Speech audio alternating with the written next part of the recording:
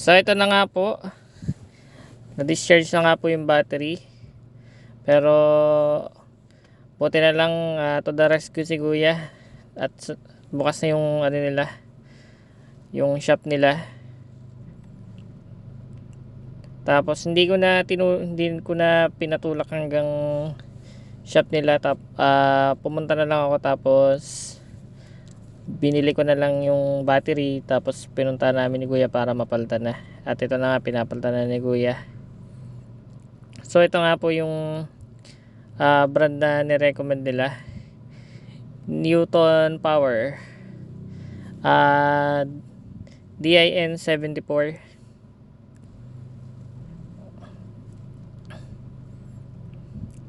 Yan daw ang pinakamaganda nilang klase ng battery. Mas maganda pa daw to sa Motolite. So yun na nga.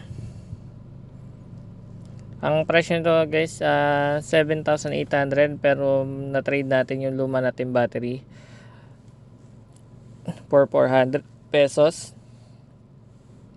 Kaya 7,400 na lang siya.